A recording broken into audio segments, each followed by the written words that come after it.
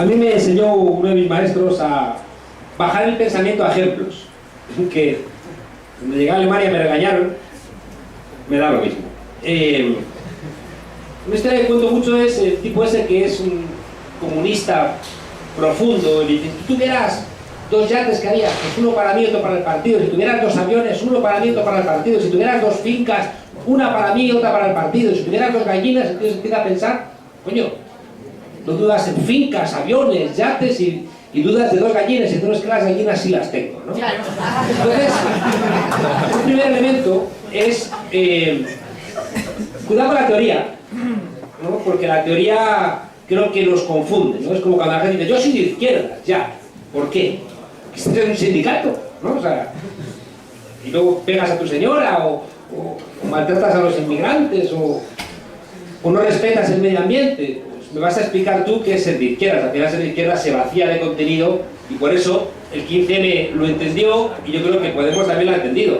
Que de izquierdas es Fidel Castro, Felipe González, Cayo Lara, Olof Palme y una prima que tengo yo en Villanos.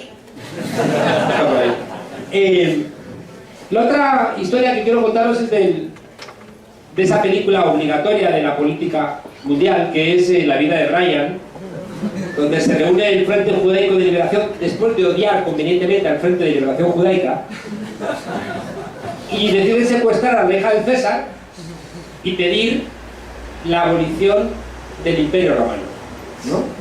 Entonces, uno dice, ¿cuánto tiempo? Dice, en 2 semanas. Bien, sí, votamos, sí, abolición del Imperio Romano en 2 semanas. Y uno, que parecía sensato, dice, eso es una estupidez. ¿Cómo vas a abolir el Imperio Romano en 2 semanas? No se puede actuar eso, no sé qué. Y dice, bueno, ¿cuál es tu propuesta? Y dice, en 3 semanas.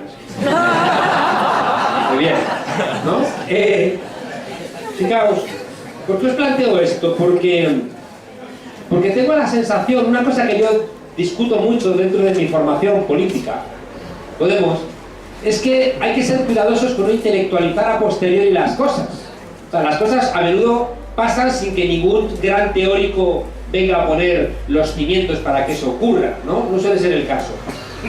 Y Boaventura de Sousa Santos, que para mí es un sabio, que tiene una pata en la teoría y otra pata en la práctica, es un fundador del Foro Social Mundial, él dice que fuimos ciudadanos a través del empleo. A lo largo del siglo XX hemos sido ciudadanos a través del consumo. Y ahora quieren que seamos ciudadanos a través del deseo de consumo. Porque esto es muy importante. Porque hemos desarrollado un pensamiento crítico contra el trabajo, un pensamiento crítico contra el consumo, pero no tenemos un pensamiento crítico contra un deseo. Y el modelo neoliberal es un sentido común que se ha convertido en un deseo. Y ha convertido todo en mercancías. Comer, vestirnos, beber, la jodida agua embotellada, la universidad, la amistad, el sexo, el deporte, todo es un supermercado y quien tiene dinero lo puede comprar todo. Y por eso los canallas están tan envalentonados, claro, porque si todo tiene un precio, ¿cuál es el problema? Que tenemos que ver cómo luchamos contra un deseo. Y contra un deseo no luchas regañando. Contra un deseo, y esto es una crítica profunda que yo tengo, resulta que la gente supuestamente más crítica con el modelo actual son gente que habla el lenguaje de secta. Y la gente que es más radicalmente opositora al modelo actual escribe, yo que soy doctor en ciencia política no les entiendo. Con lo cual ahí, de alguna manera, algo quebrado. Qué listos somos, a cuántos autores hemos leído, cómo hemos desentrañado la subjetividad de la metapsicosis, de la subvaloración del capital desvalorado, y queremos la inclusión absoluta, pero detrás no nos sigue nadie. Como decía Lenin, si vas un paso por delante de las masas vas alumbrando, pero si vas 100 pasos, igual es que te has perdido. ¿Por qué os digo esto? ¿A dónde quiero llegar? Una de las cosas maravillosas que tuvo el 15M es que intentó situar la discusión por abajo, donde no había vanguardias en el 15M. En el 15M lo que había era retaguardias.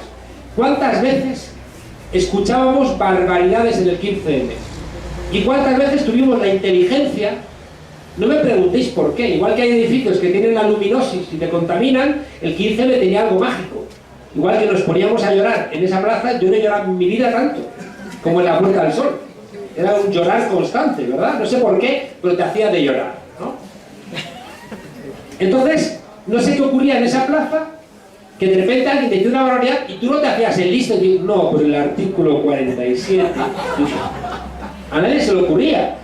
Y la gente desarrollaba sus propios procesos y por eso fue tan interesante el 15M. Por esa la tarea horizontal donde la gente pues iba encontrándose, interesándose, era una gran escuela. Y eso es una cosa que hay que recuperar, claro, claro.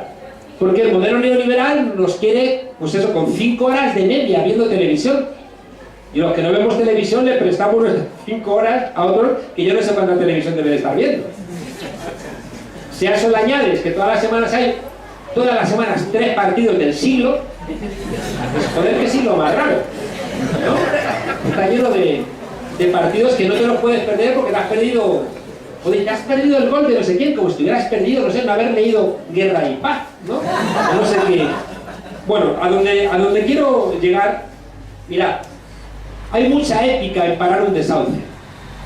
Y hay compañeros y compañeras que se la juegan y se juegan sus pertenencias porque les ponen multas y su integridad física porque les golpean. Pero yo prefiero algo mucho más prosaico, como una ley que evite los desahucios. Por eso fundamos Podemos. Por eso fundamos Podemos. Eso no quita, fijaos, eso no quita que siga habiendo resistencia. Pero hay algo que debiéramos empezar a discutir en profundidad. El resistencialismo creo que es un gran error de la izquierda. Y eso es lo que hace que nos hayan arrastrado. Hay una frase que forma parte de mi cultura sentimental y política. Porque yo soy de Madrid y soy consciente, fijaos, de que el fascismo se impuso en 2 semanas una marcha militar que fue un paseo en Francia.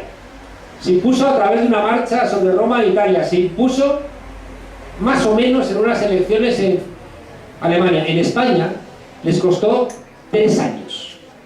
Y una guerra genocida.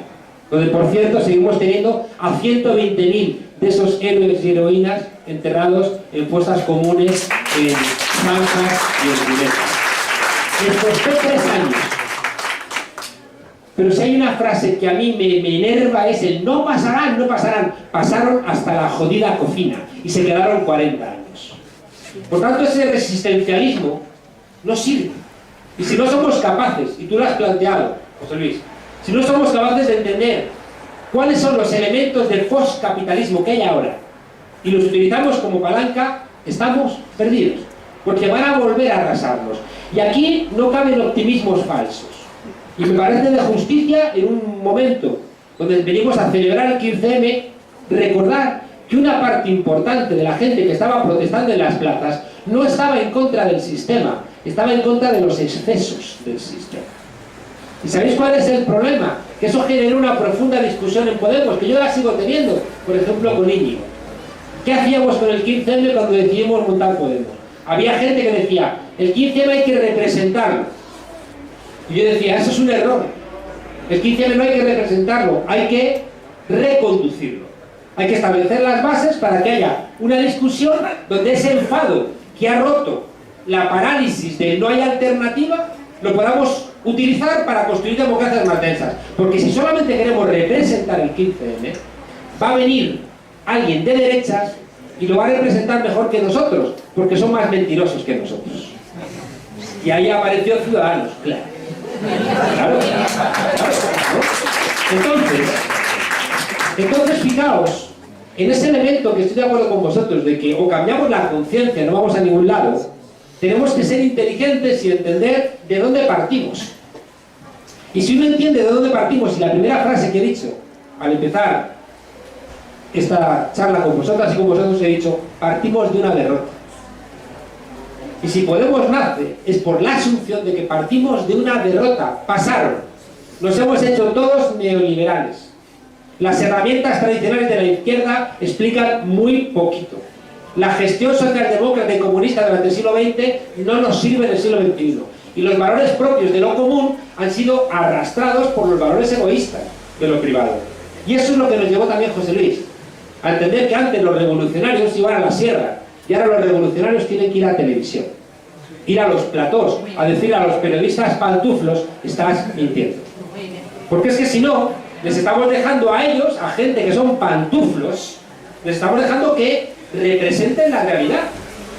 ¿Por qué tuvo éxito Pablo Iglesias? Una de las cuestiones que le permitió erigirse como una persona con mucha credibilidad social es que era como el zorro que le hacía la zeta en la mejilla al virrey hediondo y rico de la hacienda. Y Pablo Iglesias hacía una suerte de justicia plebeya. ¿En dónde? En donde ellos estaban construyendo su legitimidad, en los medios de comunicación. ¿Cómo es posible que ayer un periodista pantuflo mienta diciendo que en un paraíso fiscal, haciéndolo con Photoshop, ha salido ya el banco diciendo que es mentira? ¿Por qué? Joder, porque sale ese periodista pantuflo haciendo esto, que es un vendedor de segunda mano, pero luego viene La Sexta. Antes dice, según un medio, ¿dónde combatimos eso? ¿Dónde combatimos eso? O lo combatimos en los medios, pues estamos perdidos. ¿Qué ocurre? Que al meternos en la boca del lobo, en la boca del lobo de los partidos políticos, que por definición son representativos y por tanto, por definición, mienten, en la boca del lobo de los medios de comunicación, que están al servicio de intereses muy particulares, y nos hemos librado de la boca del lobo de los bancos, al tener clarito desde el comienzo que no íbamos a pedir ni un duro, ni un euro a los bancos. Y bien que nos va al respecto. Pero al meternos en las bocas del lobo, coño, corres el riesgo de ese dicho popular tan bueno que dice, bueno, no es un dicho popular, es de Elías Canetti, pero en fin, que dice: aullar con los lobos para que no te devoren. Es decir, que al final te conviertes en uno de ellos para que no te devoren. Y eso no sirve. Por tanto, la discusión del postcapitalismo, de la postdemocracia electoral, de qué hacemos con la articulación política en sociedades complejas, todo eso que tenemos que empezar a discutir, lo tenemos que discutir seguramente en ese espacio de deliberación, que en nuestro caso son los círculos, pero que os he dicho que para mí son una parte de no partido, porque a mí me gustaría que los círculos fueran capaces de ir muchísimo más allá que cualquier identificación partidaria.